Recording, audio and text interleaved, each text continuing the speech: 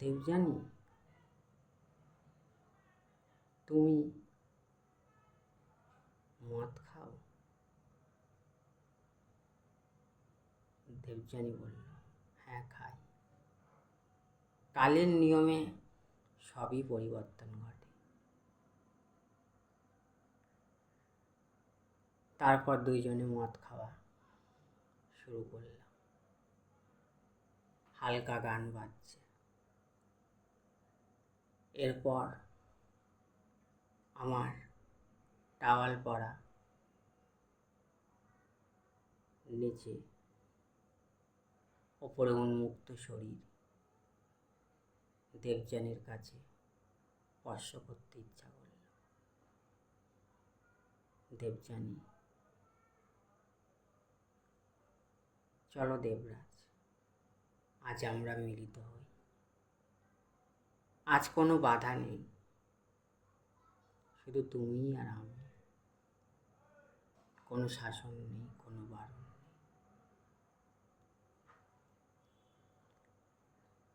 রাত তখন প্রায় 1টা।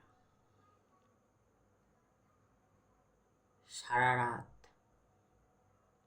ভালোবাসার সাগরে ডুবে গিয়ে কখন যে ঘুমিয়ে পড়েছি মনে নেই।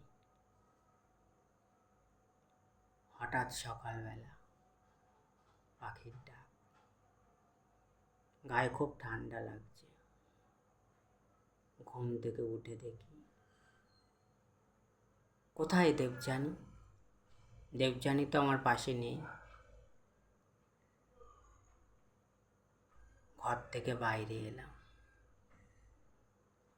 শরীরে আমার উথাল পাথাল করছে। রাতে যে জায়গায় ছিলাম সেখানেই আছি, অবিকল পরিবেশে, নির্জনতা। কিন্তু দেবযানী কোথায়? দেবযানী তো নেই। কিছুক্ষণ এরম ভাবতে ভাবতে হঠাৎ আমি জ্ঞান হারালাম। সন্ধেবেলায় আমার মায়ের ফোন এলো। মা আমায় বলে উঠল, দেবরাজ, তোর মনে আছে দেবযানীকে কতবার আমার বাড়িতে এনেছিস, কিন্তু ওকে আমি পছন্দ করিনি, তাই জন্য তোর বিয়ে হয়নি। ওর মা সাথে আমার দেখা গড়িয়াহাট বাজারে। ওর মা বলল, দেবযানী এই পৃথিবীতে নেই। হঠাৎ ফোনটা কেটে গেল। কিছুক্ষণ বাদে যখন আমার জ্ঞান ফিরে এসেছে তখন প্রায় সন্ধে। দেবযানী দেখি আবার আমার পাশে দাঁড়িয়ে। দেবযানী, এতক্ষণ তুমি হয়তো সব বুঝে গেছো কি হয়েছে। আমি এই পৃথিবীতে নেই। ভয় নেই তোমার, তোমার কোনো ক্ষতি আমি করব না। যেহেতু আমি গরিব ছিলাম বলে আমার মা পরের বাড়ি কাজ করতো, তো সেই জন্য তোমার সাথে আমার বিয়ে হয়নি। কিন্তু আমার অতৃপ্ত ভালোবাসা, তোমার সাথে মিলন, এর জন্যই তোমাকে আজ এখানে আনা। দেবরাজ জিজ্ঞেস করল, তোমার মৃত্যু হলো কি করে?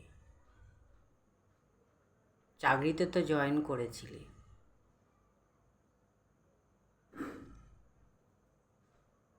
গত বছর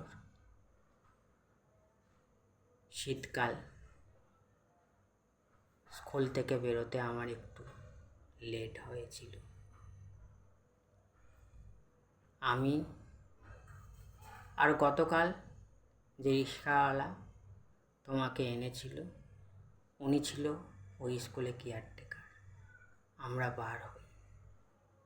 এখানে দুই বকাটে ছেলে আমাকে ভোগের লালসা শিকার বানায়, তারপর আমাকে শ্বাসরুদ্ধ করে মৃত্যু নিশ্চিত করে।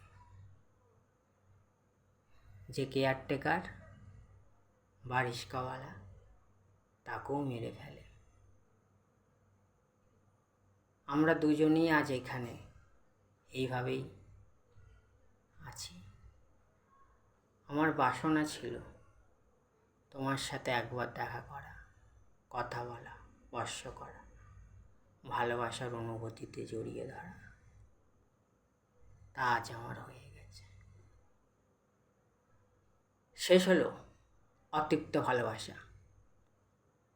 গল্পটা যদি ভালো লেগে থাকে অবশ্যই সাবস্ক্রাইব করবেন, লাইক করবেন, নিচে থাকা বেল আইকনটা টিপে দেবেন যাতে পরবর্তী গল্প বলতে পারি।